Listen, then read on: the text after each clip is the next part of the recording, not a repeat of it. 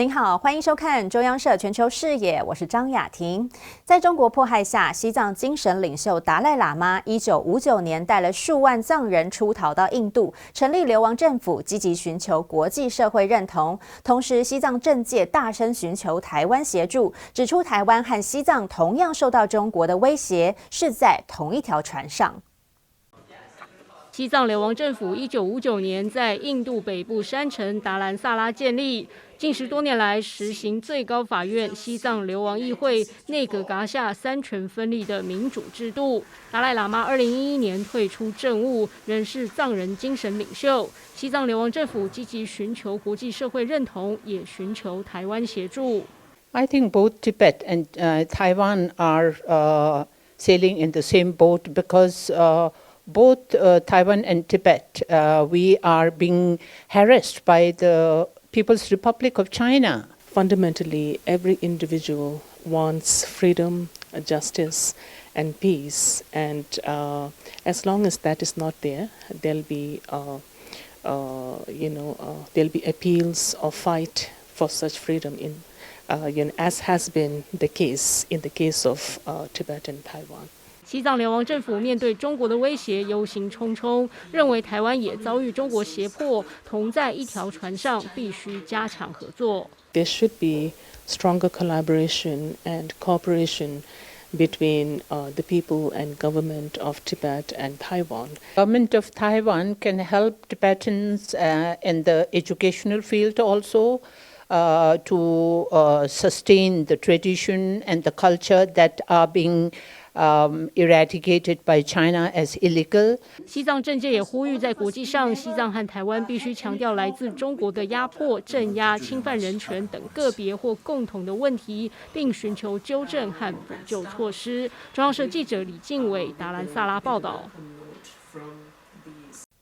印度北部达兰萨拉有个藏人聚落，以西藏儿童村为中心，包含学校和宿舍等营运。近年来面临善款减少的窘境，原因出在藏人出逃变得更难，学童人数锐减，外加俄乌战争等国际局势动荡的关系。位在印度北部达兰萨拉山上的西藏儿童村，长期以来照顾西藏孩童，并肩负教育与文化传承。然而，在中国严格管制边界的限制下，多年来没收到来自西藏的学生，反而是来自世界各地，包括印度、尼泊尔、日本、加拿大等地的藏裔学童。Year by year, the number of children is going down.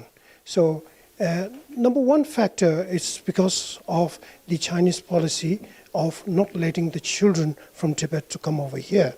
Number two is because of the low fertility rate, birth rate is very poor, low in the Tibetan diaspora in outside Tibet.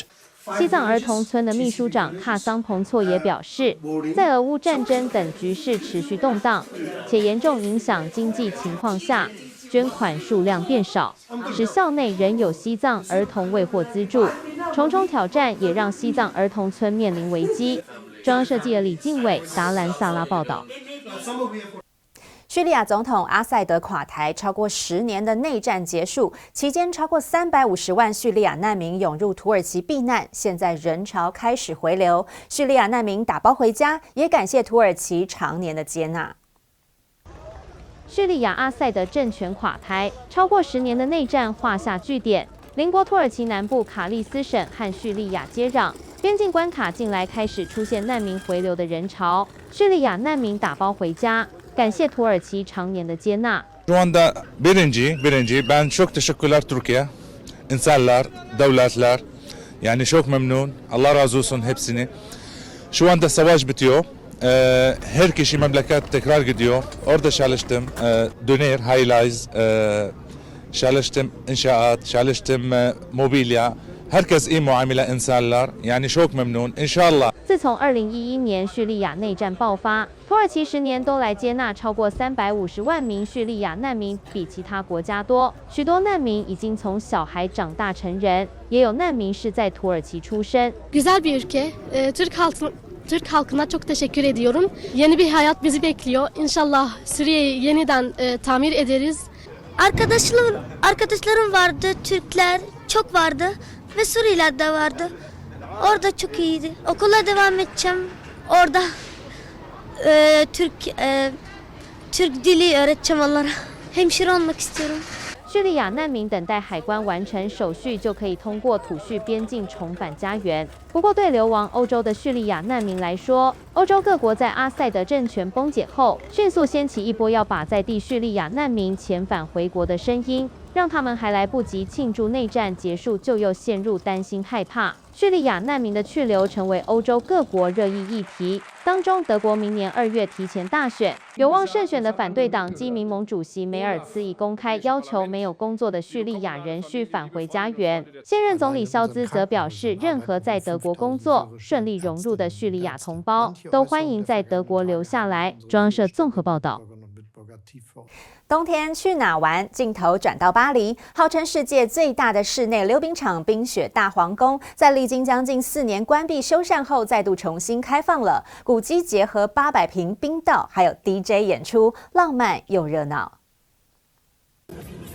有没有觉得这里很熟悉呢？这里曾作为巴黎奥运击剑赛场的冰雪大皇宫，以其绝美场景登上国际版面，适逢圣诞假期再度重启。这座号称世界最大的室内溜冰场，800平人工滑冰道设在中殿中央，民众在古迹屋顶下溜冰，浪漫氛围十足。C'est une surprise qu'on m'a faite pour venir ici. Je savais pas du tout ce que j'allais faire, mais je suis très contente d'être là. C'est la première fois qu'on voit la nef justement du Grand Palais, donc c'est extraordinaire. On n'est pas venu pour les JO, donc c'est vrai que c'est fabuleux d'être là. Ouais, ouais. Pour voir l'exposition et faire du patinage aussi. Le Grand Palais, c'est un monument hyper important à Paris. Ça fait partie de la réunion des musées nationaux et moi je travaille pour les musées nationaux. Donc on est venu pour fêter Noël ici. 活动从12月14号至1月8号限时开放，首日便吸引大批人潮排队入场。除滑冰外，更结合巨大镜面球、DJ 现场音乐以及即时投影与 Kiss Cam 互动，让活动充满乐趣。现场还有舞蹈表演、彩妆服务及饮食贩卖区，打造一站式的欢乐场景，成为巴黎民众的冬日好去处。巴黎大皇宫因修缮工程关闭近4年，耗资5亿欧元，约新台币170亿元。目前部分区域仍在施工，预计明年全面竣工。重新开放的冰雪大皇宫不仅延续了巴黎大皇宫的辉煌历史，也为冬季增添了无限浪漫与活力。中央社记者李若韵巴黎报道。感谢您的收看，我们在华视频道和中央社网站都有播出。我是张雅婷，我们再会。